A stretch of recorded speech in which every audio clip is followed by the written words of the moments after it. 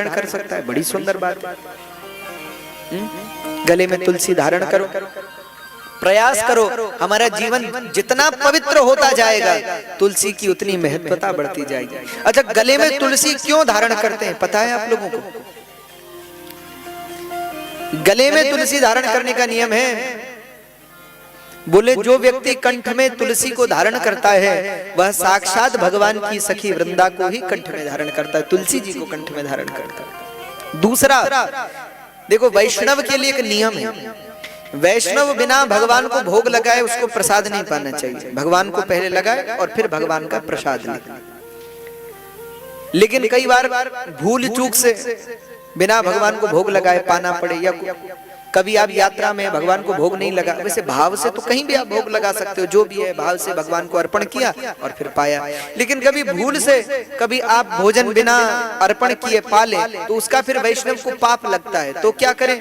इसलिए गुरु गले में तुलसी की माला धारण करा देते हैं, और गले में जब तुलसी की माला आ जाती है तो आप जब कुछ भोजन करते हो तो वह प्रसाद जब गले से नीचे उतरता है तो वह भोजन नहीं प्रसाद हो जाता है। इसलिए भी वैष्णव को गले में तुलसी धारण करनी चाहिए। तीसरा, जो व्यक्ति गले में तुलसी धारण करता है और स्नान करता है और स्नान का जल जब तुलसी जी का स्पर्श करके उसके देह पर पड़ता है तो भैया उसे बैठे बैठे गंगा जी यमुना जी में स्नान करने का फल प्राप्त हो जाता है। ये भी महिमा।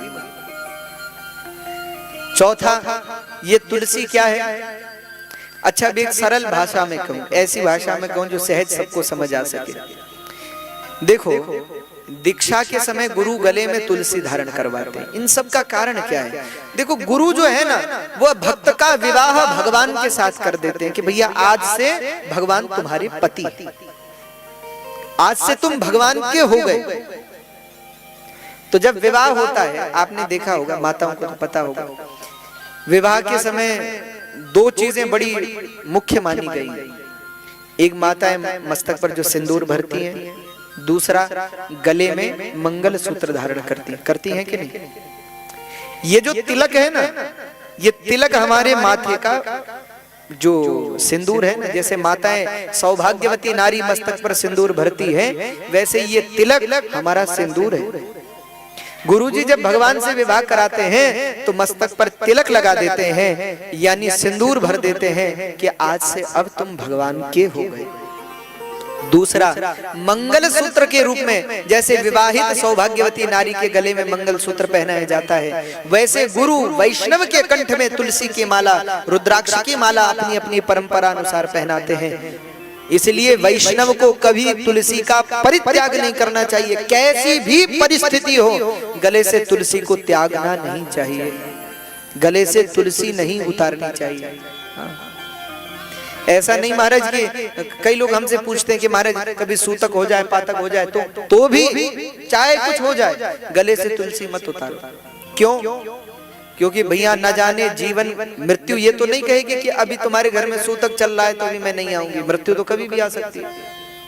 तो भैया मरते काल में अगर हमारे गले में तुलसी होगी, मस्तक पर तिलक होगा, तो भैया भगवान की कृपा निश्चित प्राप्त होगी। भगवान कम से कम ये सोचेंगे कि ये हमारा है, ऐसा मानकर स्वीकार लेंगे।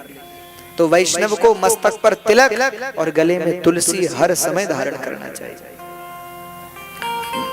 और कम से कम तुलसी तो ये है कि कभी न उतारे। कई लोग कहते हैं महाराज हमसे शुद्धि नहीं बनती। क्यों नहीं बनती भैया? जब आप दीक्षा लेके बैठे हो, जब आप भगवान के शरणागत हो गए, तो अब क्या असंभव?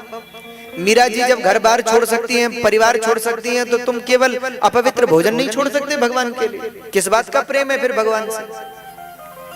तुम कहते हो कि हम भगवान के भक्त हैं और मांसाहारी भी हैं और व्यसनी भी हैं और शराबी भी हैं, मदिरा पान करने वाले भी हैं, और कहते हो भगवान के भक्त हैं।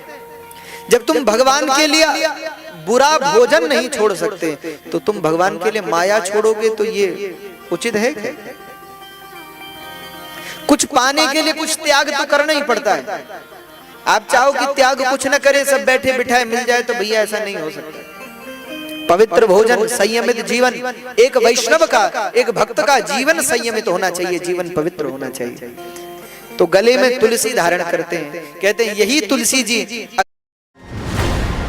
जब चले मारुति सूर्य निगलने, राहु आया मार्ग रोकने, कहते हैं यही तुलसी जी अगले जन्म में तुलसी के रूप में प्रकट हुई, जिनसे आज भी हम भगवान नारायण का पूजन करते हैं। दूसरा, एक बात और सुनिए, भगवान नारायण को कमल पुष्प अत्यंत प्रिय है।